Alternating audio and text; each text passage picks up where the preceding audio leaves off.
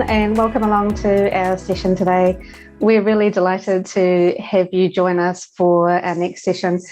Before we kick in, I just really wanted to say a huge thank you to all of our sponsors. As you all know, this is something that we can't do without the generous support of the people that you see up on the screen in front of you today. So thanks again for your sponsorship and your support, not just this year, but also in all of the years that you've been involved with FSC. You've been fantastic. So the session that we're moving into today is topic Revolution or Evolution, looking at the future of fund managers. So as we know, we have a tremendous job ahead of us as New Zealand keeps on continuing our journey to educate and innovate for our investors. I'm proud to say that today's session is sponsored by Guardian Trust, so a big shout out to Harry and the team at Guardian Trust, and thanks to them for everything that they've done helping us bring this session to life. Now, just a quick skip around to introduce our panelists today. I'm so delighted that we've been able to bring together this amazing talent in front of you today. So in no particular order, Andrew Bascand is the Managing Director and Founder of Harbour Asset Management. When I look at the work that Harbour Asset Management have done around advocacy, transparency of disclosure and investor engagement, they really do stand out as one of the leaders in the New Zealand market.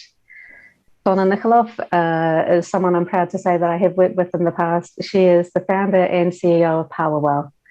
So Donna has a passionate advocacy for financial literacy and advice, most particularly in financial literacy with children, helping them learn and understand money, but also learn and understand the power of compounding savings. Harry Koprivcic, again, proud to say I've worked with Harry a number of years over the past in many different roles. Hugely passionate about the managed funds industry, including Kiwisaver, and also advocacy of members and investors alike. And Lisa Turnbull. Lisa, I just really wanted to start out with a shout out and say congratulations to you and the team on reaching that huge milestone of $10 billion with NZX Wealth Tech. I know that's been a tremendous effort for the team. You guys are doing a fantastic job, helping advisors and fund managers grow clients' wealth. Thanks, Sharon. So with all of that, let's kick in and let's get started on today's topic, evolution or revolution. So, Kiwisaver has paved the way for us in New Zealand to really set up and really grow our funds management industry and really think about the ways that people are preparing for their future.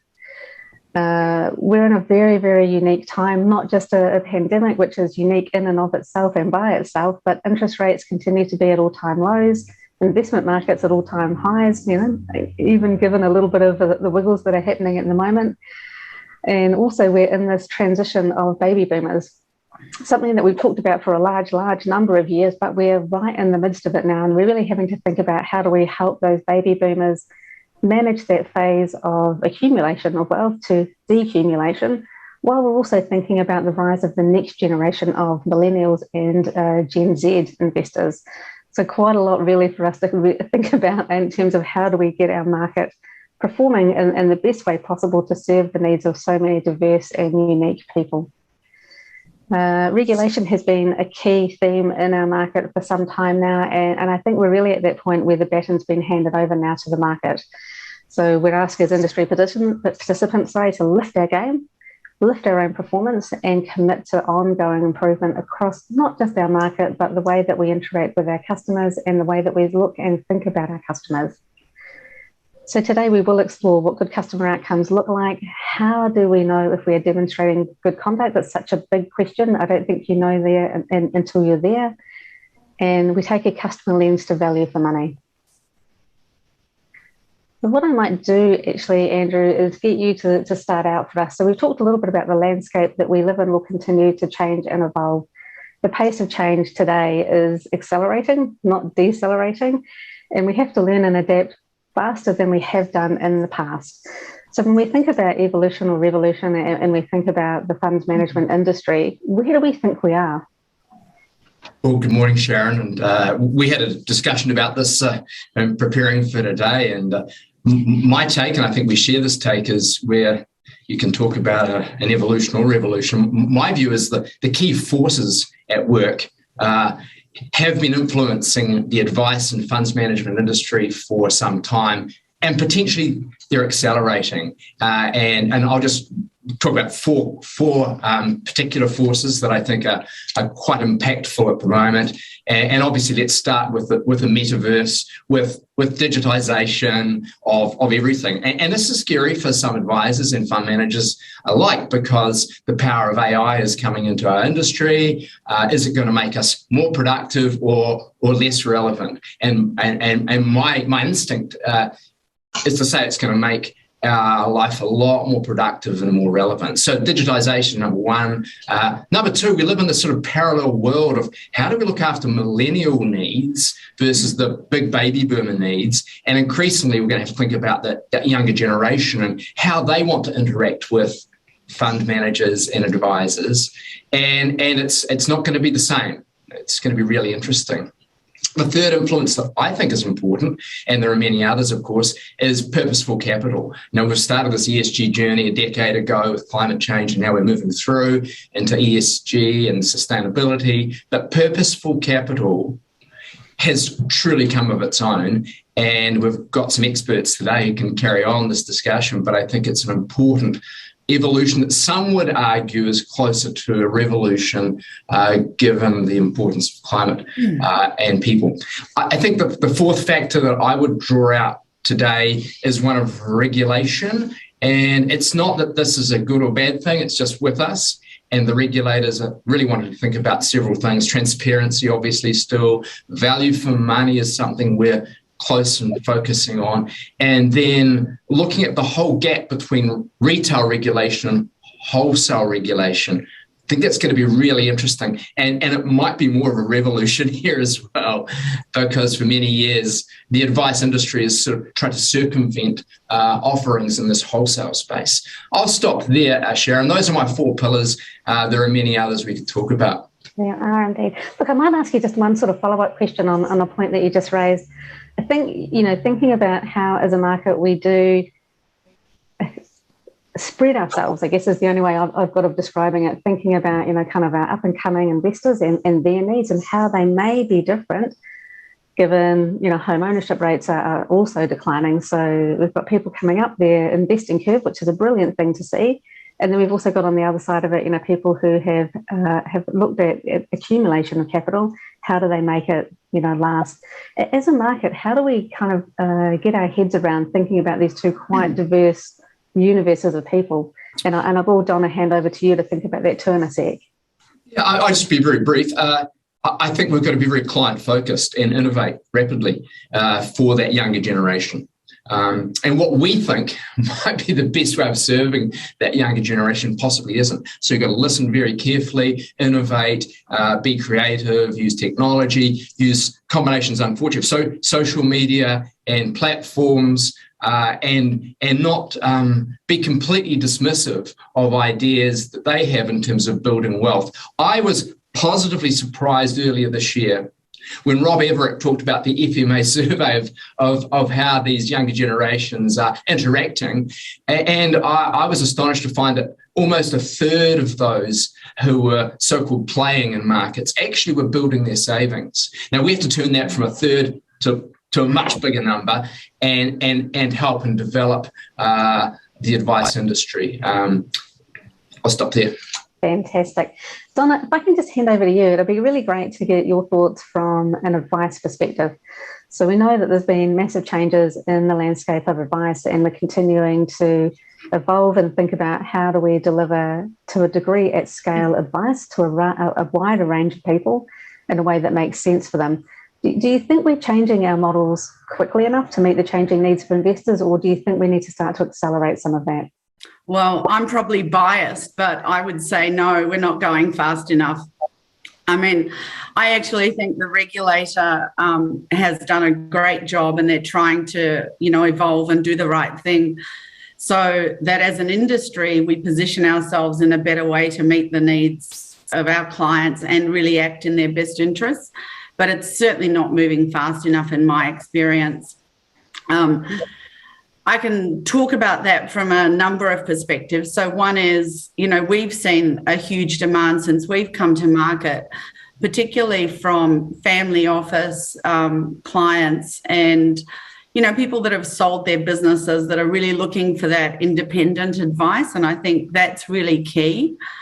I think vertically integrated business models are the past, they're not the future.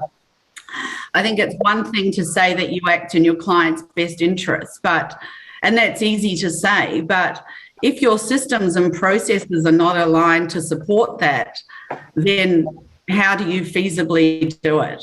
So I think some of that infrastructure needs to change. And the reality is that, these old commission-based structures have been around for a long time. We know the conflicts that they create as an industry. So it's up to us to, be the change that we want to see. And we know what needs to change. So I think the regulators done their job. Now it's up to us to really do that.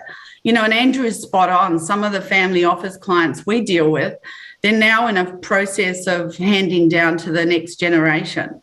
And for the next generation, it's really important that whole purposeful capital. They think differently about the capital, how they want it deployed, and the legacy that they want to leave. So they're much more conscious of that. It's brilliant. Thanks very much for that, Donna. I think one of the points that you've hit on, I think, is one that I would go out on a bit of a limb and say lots of people in the wealth industry probably really struggle with, and it is that comment that you've raised around vertical integration.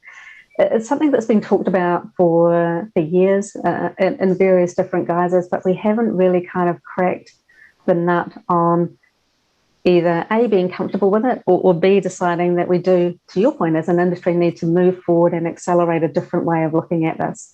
So when you kind of think about it, and I think you've got that unique position of kind of almost an outside in looking at the industry, as well as having been in kind of an internal organisation that was vertically integrated. What are some of the words of advice that you would give to companies thinking about how do they accelerate distinguishing product manufacture and advice? Look, a simple thing that comes to mind is you must remove incentives. So remove incentives, remove commission-based structures, anything that gives you or your firm an advantage rather than acting, which moves you away from acting in your client's best interest. That should be relatively easy to change. Fantastic. I'll give you an example. We're a wholesale-only business. So we refer any clients that don't meet our criteria, we refer them to other independent advisory firms. So one firm we've referred some business to, they painted themselves as independent and they could sell anything. However, as it turned out, the portfolio that they did deliver to this client that we referred them to did actually have a lot of in-house product on the list, as well as some other options. Like, to me, that's not independent. So either if you want to be a fund manager and a product manufacturer, do that really well. If you want to be a broker, then be a fantastic broker. But I think I think more of these specialised, focused industries, based on what is it that is our core area of expertise, will start emerging. Great. I can't wait to see that, because I think, you're spot on. And I think when we think about, there's so much research talking about the need for advice and the appetite to get advice, that independence, I think, is really critical and quite a strong driver for people as well. We might move on a little bit now. And Harry, a quick question for you. When I think about sort of the amount of change that's happened in our market over the last 5 or 10 years, sometimes it's really good for us to stop and reflect on our key learnings. The pace of change has been significant, and I think it's going to continue. And I do think that we have to accept that change is kind of the new norm. So we should be getting much more used to it and much more aware of not just the need for a regulated change, but to both Donna's point of view and Andrew's point of view, it's now front and centre for us. We need to kind of start to make the change rather than being possibly told what the change should be. When we put customers front and centre, Harry, you have a really interesting and unique perspective being the supervisor across such a large number of big companies in New Zealand. So how have you seen managed investment scheme providers evolve and bring forward their duty of care to investors? Again, similar type of question to what I'm asking all the way through, Are we moving fast enough? Are we doing this quickly enough with the right headset? Sharon, and I think you're right. It has been busy last 5 or 6 years with a number of regulations and legislative changes that the industry has encountered, and that is continuing.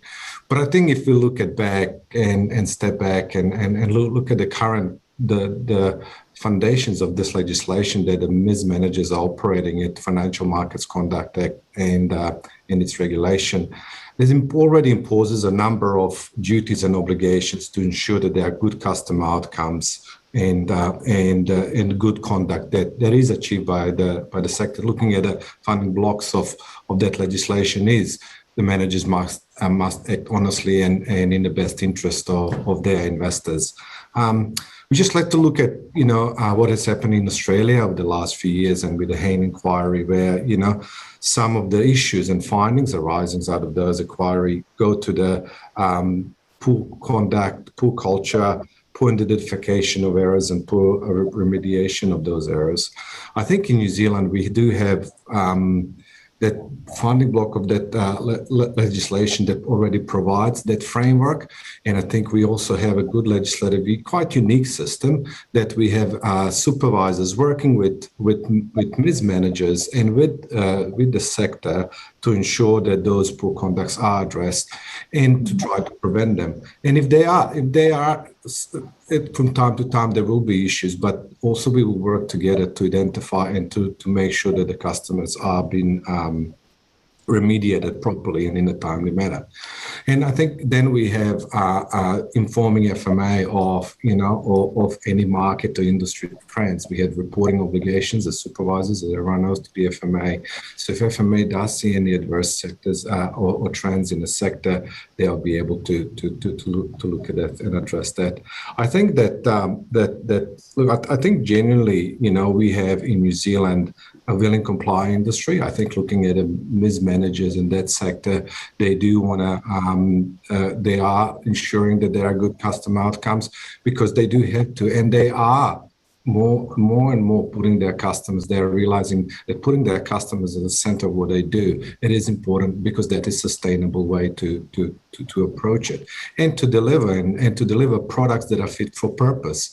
And one part of that has been recently introduced by FMA is that value for money. And I think value for money is another tool for MIS managers to look at when they produce the product, how they deliver that product, and how they continue to look after those customers as they are moving through their investment cycle and into their retirement.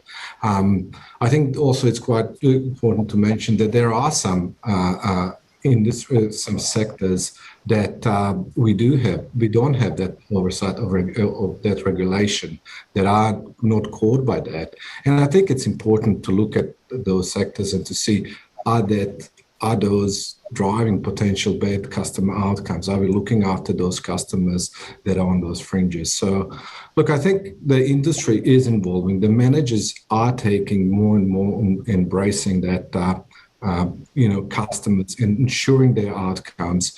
And I think we have a number of guidances, a number of legislative changes that has assisted us to turn our mind to that and to make sure we create sustainable products and look after those customers through their investment cycle and into their retirement. Harry, I think you've raised a couple of good points, and I might just give you a couple of things maybe to comment on.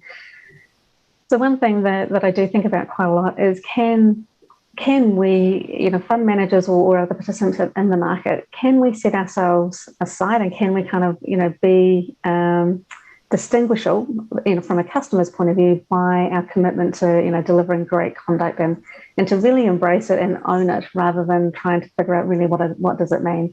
So if you've got any thoughts on, can you use conduct to your advantage in a business sense, taking on board that need to really address and also manage your customer outcomes, do you actually think we can, as businesses, look different to each other through conduct?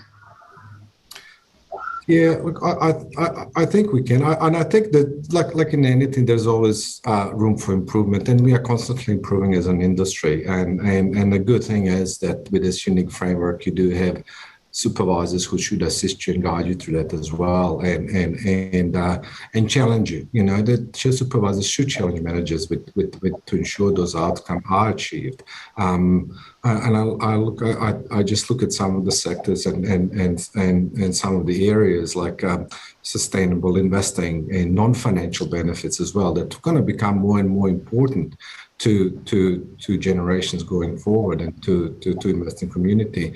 And I think ability to create those products and to say and to put some of those policies in place and make some of those statements is going to become more and more important to substantiate and to look at some of those non-financial aspects as well and non-financial impacts going forward. But look, there's always room for improvement, and it is a journey. Look, we're not going to get there tomorrow, but I think turning our mind and putting our customers at the heart of it and building the blocks around it and building the offering around it, I think, you know, I'm sure we can achieve that. And there's another point, but we might pick this up a little bit later, because like Lisa, I'm keen to turn to you in just a sec. So one thing we'll come back to is you've touched on the point where, you know, across sort of managed funds, you have this highly regulated marketplace. Yeah. And then you also have, I guess, the emergence and growth of a relatively unregulated part of the marketplace. So, you know, we'll come back and think about kind of what does that mean for fund managers, what does it mean for advice businesses, and how do we start to span those? But, you know, for the meantime, Lisa, just for you have a great position thinking about technology and how technology helps both fund managers and advisors. Looking forward, what role do you think platforms does play in the future around the provision of advice and investments to investors? So thanks, Sharon. So listening to everything to me is sort of tying in. And obviously something that Donna said resonated in that every part of the market should focus on their core. You know, vertical integration isn't the way now. And I think the market would really benefit from people focusing on what they're good at and what's in their wheelhouse and doing the best they can in that. And I see that the platform industry can help with that. I think the platform industry is in a really unique position to be able to enable the rest of the market to work out how can they operate efficiently in a trustworthy way. So I think there's three things when I thought about it in terms of how we can help with good outcomes for customers. And that's trust, helping with the quality of outcomes, and value. And so when you think about trust, we are a platform, but also a custodian. And whilst custodians aren't licensed, and I agree with some other panelists that I heard yesterday that it's probably only a matter of when, not if, that custodians will also be licensed. We are regulated. There are regulations that we comply with, and we provide, you know, we provide that independence where we hold the investors' assets in a nominee entity of which we do reporting, and there's certain controls and reconciliations we must abide by. And in terms of licensing, that's great. I think the good custodians will work with the regulators to get the good outcomes. It shouldn't actually change the way we're already operating and looking after the investors' money. So I think the role we play there is really helping to build trust in that investment community. And then in terms of the quality of outcomes, you know, I agree with Andrew that the investment or investors are incredibly diverse now. It's, you know, it's no longer it's the day of the very wealthy that took an interest in investing. You've got low balances, high balances, you've got young, you've got old, you've all these different diverse investors. They have different goals, objectives, reasons for playing or in the market, you know, and some of them, you know, some of the really young ones that are on those, you know, self-directed platforms, they are playing, you know, and maybe that's not necessarily a bad thing for people to start getting access. So I think platforms are helping to sort of, I heard someone else mention the term democratise it. It's people now have access and start to take an interest. And as New Zealand's investing community growing, like when I worked with Sharon, I think we were just kicking off Kiwisaver in the entity, you know, It was like, who's saved? But now Kiwisavers are of a sizable balance. And so what a platform can do is we can work with the advisors and the investors for what do they want. It's not about us deciding this is how you will use our platform. It's about, you can have low touch algorithms that provide guidance. You can have self-direction. You can have, work with advisors to have the full personalised advice, either discretionary or non-discretionary. So I think it's important we can help deliver quality outcomes by enabling the experts in the market that, can direct us. And then finally, it's value. And that's in New Zealand for the platform markets. As you said, Sharon, it was a long, it seems like a long slog to get to where we are today. We've just clicked over 10.8 billion. You need scale to be viable in the platform market. You need scale. That scale will mean that we can provide the best value for the investors and the advisors, right? But we're in a market and we have expertise where we're digital. We can, it's up to us to continually try to make things more and more efficient for ourselves and the back office of the advisors. So I think scale's really important for a platform to be able to provide that value across the whole value chain. And it's something we have to just really keep focusing on. However, it needs to be balanced with competition. You don't want to be in a position where you've just got the one big platform. You sort of, at that point, you're back to the vertical problem, I would have thought. Absolutely, yeah. Or a slightly different lens on a different problem as well, which doesn't kind of give anyone benefit. What I might do is just kind of hand back, and I might put Andrew and Donna, maybe you, in the hot seat just to think about this one just slightly. So we do have this little bit of tension possibly between regulated and unregulated offers. Do you think that tension does exist, or do you think it's just a function of, the market dynamic changing, and to Lisa's point, how people access the market changing? Why don't we start with you, Andrew? I think our whole industry is built on trust. And whether we're regulated or not regulated, that trust is very hard earned and easily lost. And just because we're regulated doesn't mean you've got a permanent right to be trusted. And we Harry mentioned before the Hayne Review, the banks were heavily regulated, but my word, at that stage they lost a lot of trust with their clients despite being regulated. Now, regulations are there for a purpose, to stop the really bad behaviour at the end of the day, but they don't necessarily build trust. And so I think it's a call out to all of us to help unregulated parts of the industry consider whether some form of regulation would help. But at the end of the day, regulation by itself isn't a natural builder of trust. And New Zealand's a bit unique like this because we have our regulations and we have a structure of supervisors for MIS managers, and there's a lot of hands-on. But despite the hands-on, we're still innovating, Harry. We've still got stuff going on. We're still listening to clients. And I think we're unique in that regard. We still have a number of platforms, Lisa. And Donna, we have many different advice models. But I do think that at the margin, as we're late in this bull market cycle, that we are still seeing advertising offers out there. And as Donna said before, ways of remuneration that strike a poor chord in my thinking about is that the right thing to be delivering to clients? And you can smell the bad stuff out there. And it's a question of how we stop that, Harry. Donna. Over to you, Donna, to pick up those threads. Look, I've got a simple view on this, and that's if you need to wait for a regulator to tell you how to run your business, you've got bigger issues. I agree with Andrew. I think trust is hard-earned and easily lost. And if you're in an industry like ours, I think it's a huge privilege. People allow you into their personal lives to help you, manage their wealth. That is a huge privilege that we should not take lightly. And I think, there's a lot of good in our industry and there's a lot of people trying to do the right things.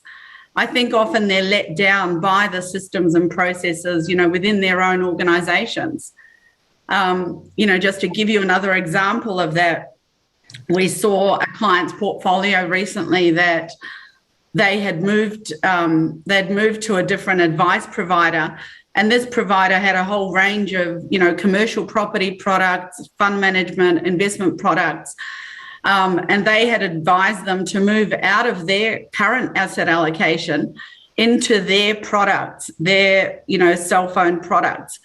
And I think, well, to do that, there was nothing really wrong with the mix that they had. They could have had some more diversification. But really, what is the basis for giving that advice? That's a real problem for me. And Harry, you made the point earlier that I think there's going to be more importance placed on actually, if you say that you're acting in a client's best interest, how do you substantiate that? Yeah. So I think the onus has to be on the providers in the market to actually, disrupt themselves and change those traditional models to deliver to customers, because customers, as the Kiwisaver balances grow, as they become better informed, they will ask these questions. And really, in my, 25, 30 years in the industry, I don't think it can all be solved by regulation. I mean, I still haven't met anyone that's read a product disclosure statement, for better or for worse. So the onus is on us to raise the bar and participate in that education and make sure that clients know the right questions to ask. Yeah. Look, I 100% agree. Sorry, Harry, you go. No, I was just saying, and to Andrew and Donna's point, we have that building blocks what I talked about. We already have that obligation that it's put on the managers to act in the best interest and with good conduct. So it is just now moving into that, demonstrating on an ongoing basis that you can build that trust and confidence with your investors, and for the improving the whole New Zealand financial, not just investors, but the whole New Zealand financial markets and the industry. Because you're right, if we do have pockets that are not regulated or offers that are, or new products that are there that are not providing that protection, I think that can damage the industry as a whole as well. But I do think it's demonstrating that now on an ongoing basis and looking after those customers through the journey. Building blocks already there. It is just now up to us as a market participants to ensure that it's delivered. But Harry, I definitely agree, and I do agree with Andrew and Donna where you're going with this too. I think what we need to sometimes remember is we succeed or fail together. So regulated or unregulated, I'm not too sure it really matters. So when it comes to saving and investing, consumers or our customers or our investors, they don't see it in terms of regulated or unregulated. They see it in terms of, I've invested, how did it go? So it really does come back to those kind of really simple mechanical things that we need to stop thinking about, who's wrong or who's right, and actually how do we collectively lift the bar across New Zealand with the best interest of ultimately our customers, our consumers at heart. Look, it does lead on to kind of another, lens that we are often thinking about, which is commercially, how do we balance and how should we think about, balancing value for customers and value for shareholders. So we often are in businesses where there can be conflict of those, and we did see that play out, I think, strongly in Australia, and we want to make sure that we definitely avoid it in New Zealand. Donna, why don't I get you to maybe pick up the theme on that one?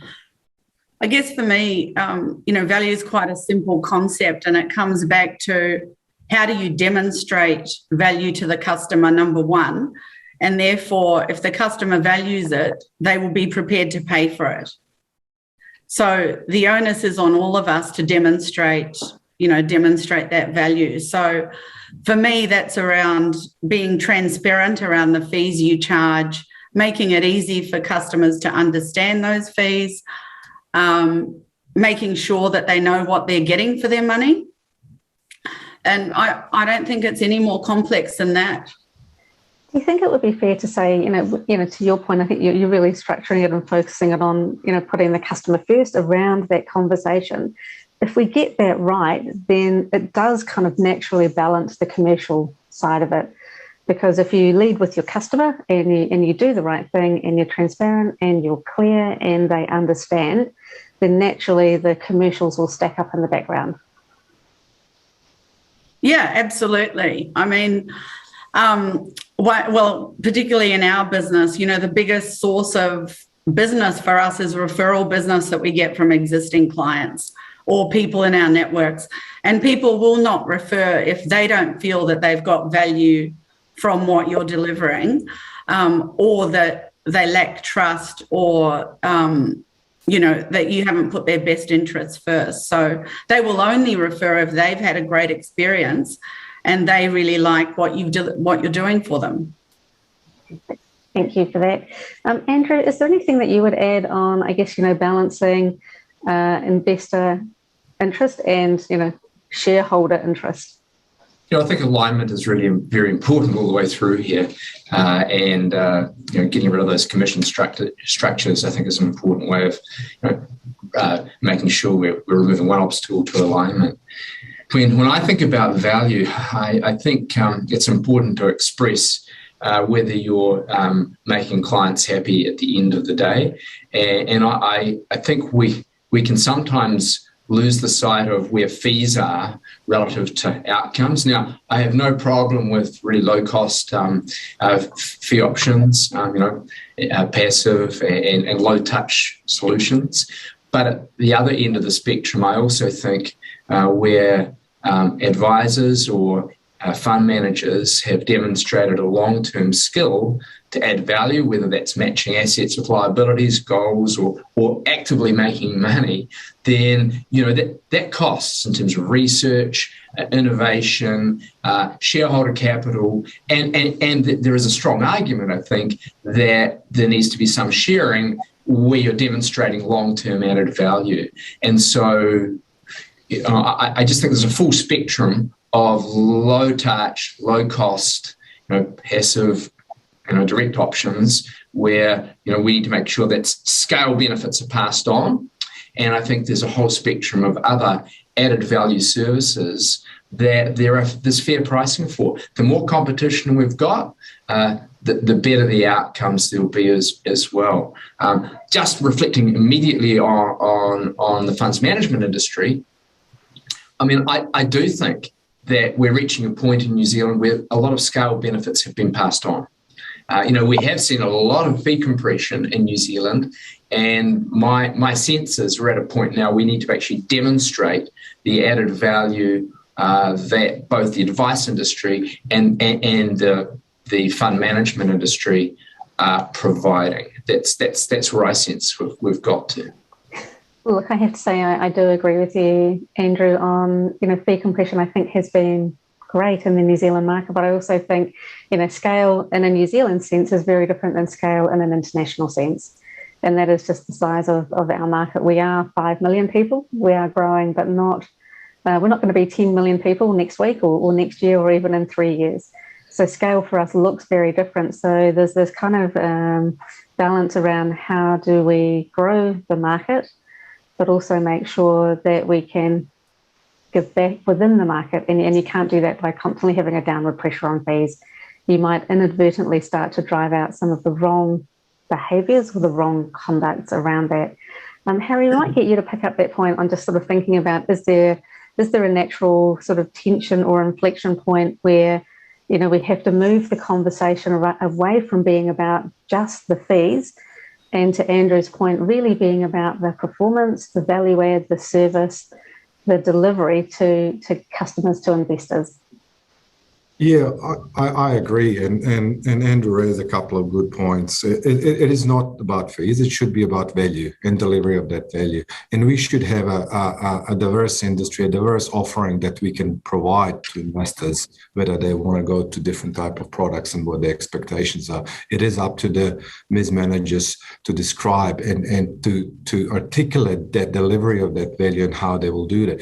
And it is important that we understand that these are commercial businesses. We need to have sustainable managers. We can't have managers that are driving down the costs that are potentially, you know, leading to that might lead to some of the poor outcomes. They need to have that capital to innovate and to look after and to prevent those outcomes. Because if we are just focusing on fees, and driving down the fees, as you said, if that is leading to some of the behaviors, that is just going to lead to poor customer outcome. So I think it is, as Andrew said, it is a package, and it is creating a diverse offering where investors can choose, but fully understand what they are investing in as well, and what their expectations are, and what they can get out of that financial product as well. So it is creating that product that is fit for purpose, and then delivering that and making sure that it's delivered sustainably, because we do want managers that are sustainable, that they can ensure that they are operating effectively, and that if there are any issues, as we see, there's always issues in the industry that come from time to time, that they have ability to remediate and to look after those customers on an ongoing basis. I think that is quite important. Well, Harry, we might stay with you on this one, so just take a breath. And what I will do is just remind everybody that's listening in today, you can raise your questions, so please feel free to pop any questions through the chat function. We will answer them as we go as well. You know, one of the things that, and this I have to be perfectly honest, this really does kind of tax my mind, and it has taxed my mind for quite a few years, but I have no way come close to resolving it. So I feel really a bit unkind maybe for putting you in the hot seat, Harry. So if we looked at a really kind of, it's not even a unique test case, we're coming into this environment where we will have a Kiwisaver member in the not too distant future who's been in Kiwisaver for 20 years. They've reached 65. How do we pull back and really frame into this whole value for money concept of making sure when they reach 65, they're there with a significant, the right balance for them, or a balance that at least enables them to live their retirement years in a way that is meaningful to them?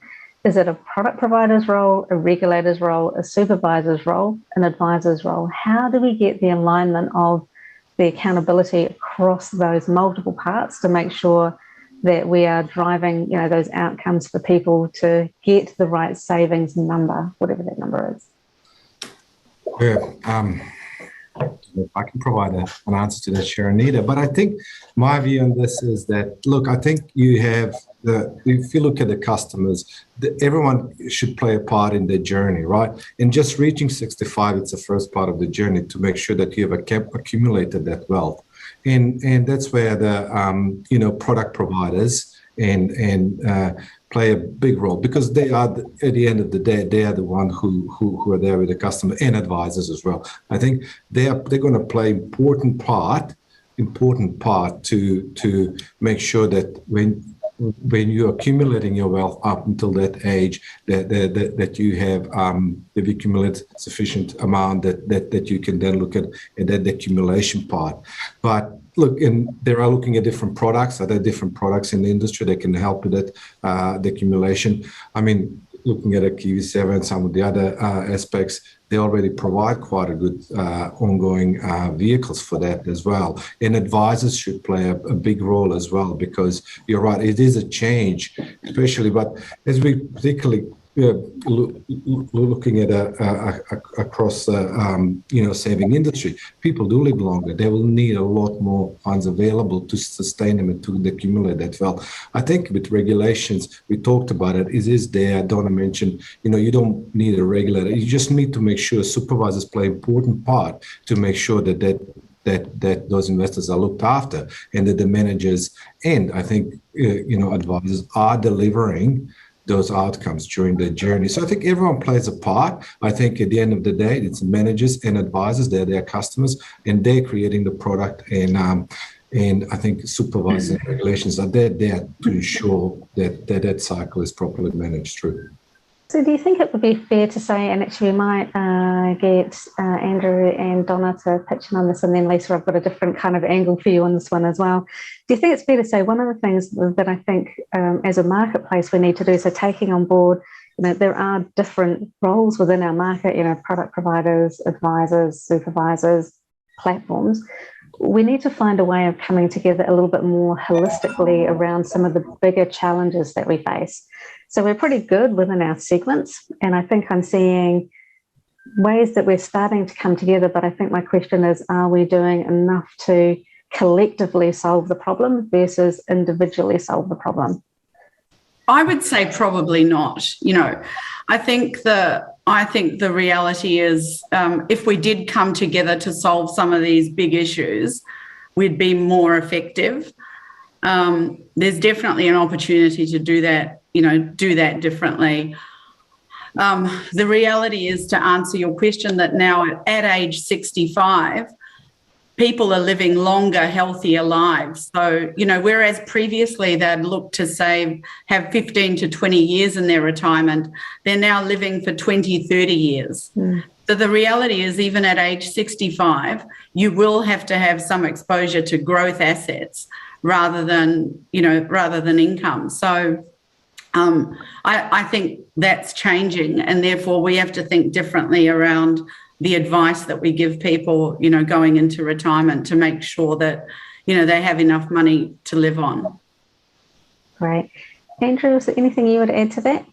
Look, 3 decades ago, we had things called deferred annuities, and they were meant to be the answer to all this. And of course, what we know about deferred annuities, you had to be able to predict what inflation was going to be and interest rates, and some of the providers then ran out of capital, and it was not a great outcome. So now we've moved into, I think, a more constructive world for the last 2 or 3 decades of we're saving, and we've got these diversified portfolios that consider growth and income. But we still haven't actually put to completely one side our need to consider combinations of inflation and where interest rates will be. The challenge for the advice industry and the product providers is we've just had 10 years of a big bull market of both bonds and equities, And right now, we're a little uncertain with respect to particularly the outlook for inflation. Possibly isn't going to be 1% for the next 10 years. It might be higher. And of course, we've possibly reached this multi-decade low in interest rates. What implication does that have to construct these portfolios? So when I think about this question, as a fund provider to the advice industry, we've got to have solutions and strategic thinking that means individual advisors can pick and choose for the specific needs of individuals, because they will vary for a 65-year-old and a 75-year-old. You might have a really healthy 75-year-old that is very happy to carry on big growth assets because their needs aren't that big. But a 65-year-old might, I can't take the risk. And so I just think as a product provider, my big issue and challenge is more the macro environment and ensuring that we have solutions available to advisors. And then I pass the ball over to Donna and her team of 1,000 New Zealand advisors who are really servicing this industry to be very individual in that needs assessment. Perfect. And, another area that is quite important, and I think you might touch on that, Sharon and Donna, is particularly dear to Donna's heart. It is improving that financial literacy, right? As people live longer, as more people are, in Kiwisaver balances grow, they will invest in other products. That financial literacy for them to ensure that they can look after that accumulation is quite important. And look, I think that is a very kind of valid and relevant point. We talk a lot about financial literacy, and we also talk a lot about financial literacy in New Zealand isn't necessarily changing. So, we think about, we've got Kiwisaver in place. It's a brilliant vehicle. We have emerging platforms in place, which again, I think are brilliant platforms for helping people get attuned to saving and the value of saving. So Lisa, if I think about, kind of from your perspective, from a platform provider, we look at this kind of massive beast of Kiwisaver. How can platforms help both in that Kiwisaver journey, also doing, your wealth builder phase, through to your wealth protection phase? Where do platforms and where can platforms fit in that journey? Yeah, thanks, Sharon. I was just typing you something saying, can I say something? Yes, you can. Just specifically to this point that you guys are talking about. Obviously, as I mentioned before, and it is completely true, that the platform provider isn't the one that decides on product or decides what's right advice or anything like that. We enable you guys. But one spot that I think platforms could help more with is in the Kiwisaver space, creating a product that enables more tailoring, as Andrew's talking about. At the moment, the legislation for Kiwisaver doesn't enable a wrap type service. So it doesn't enable you to pick multi-managers or multi-funds on an individualised basis, because the Kiwisaver legislation doesn't allow a non-individual to own in a scheme, a Kiwisaver scheme. So I do think that's one area where, as balances have grown and as people are taking more interest and as investors are way more diverse, I think a platform could play a role in helping to tailor that Kiwisaver scheme product by having a wrap version of Kiwisaver. We've got self-select, but again, that's within a scheme, okay? And so it requires a scheme provider. Whereas if you did true independent wrap Kiwisaver, then I think that would enable more tailoring and help again with that trust and transparency and everything.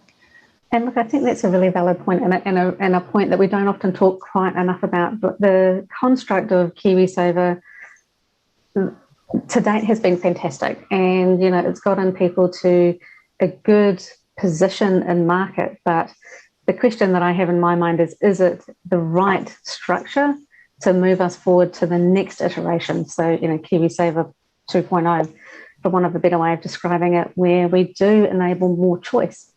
We do enable more access, more information, and it's less about controversially a manager and more about an investment.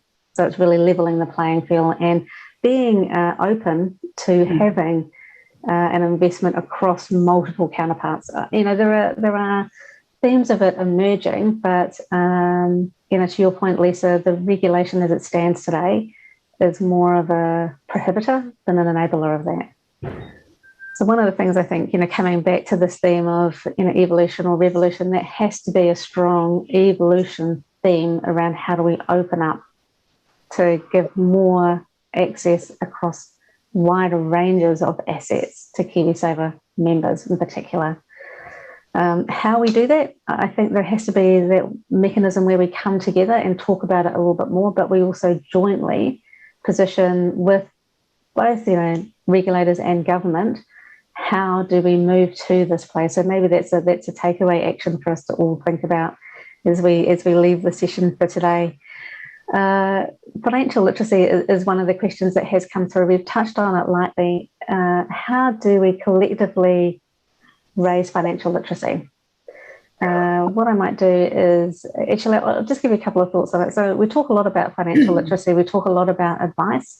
We know we have work to do, but can we come together and think differently around what financial literacy means? I think there are themes starting to emerge, Andrew, around how we would talk about ESG or the greenness, for example, of a portfolio, but how do we do that in a meaningful way that bridges financial literacy goals and objectives?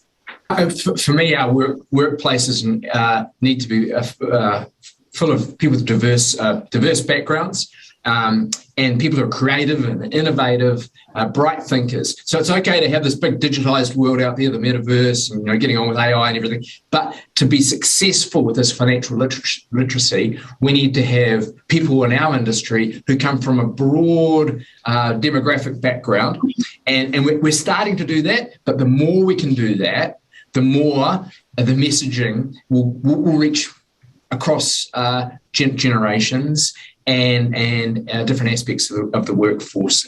And so my sense is, my challenge as financial service providers is to ensure we're looking for the innovators, the creative people out there, and ensure our workplaces have that diversity. Stop there. Thank you. Fantastic. Look, I think you hit the nail on the head. I think quite often we look for what we know. Sometimes maybe we need to look outside of what we know and look for what could be a possibility. Donna, is there anything you would add around financial literacy? Oh, there's plenty I'd add, Sharon. I think, the big opportunity we have as an industry is to lobby the government to make it compulsory in schools. I think that is where it has to start. And I don't think it's a big program, but absolutely teaching kids, at an early age, basic concepts around budgeting and saving sets actually a really good framework for them growing up, knowing how to manage their savings, knowing how to manage and handle debt.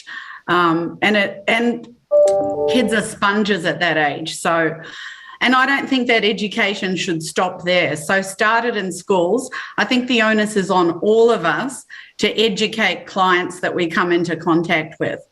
So I know a lot of us do education seminars, which is great.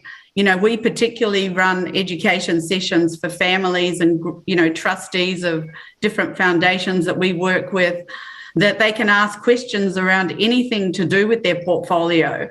And I think it's your obligation as a trustee to not only understand how your portfolio is positioned, but why, and be able to explain that not just to your other board members, but also, you know, to the beneficiaries that you're serving. Fantastic. Look, guys, we are almost out of time, so I just did want to wrap up on a couple of things that really I've taken on today. You know, I think when I look at it, I think we are in such an exciting position for this industry that it really is up to us to make the most of it and to really find those ways to come together and challenge the norms that have been the norms over a period of years. It's starting, but we need to accelerate it. So if we don't accelerate it and we don't come together a little bit more holistically around the challenge of educating investors, starting early, delivering early, all being on the hook for our client outcomes together, then, you know, ultimately the only people that will lose out of it will be our market.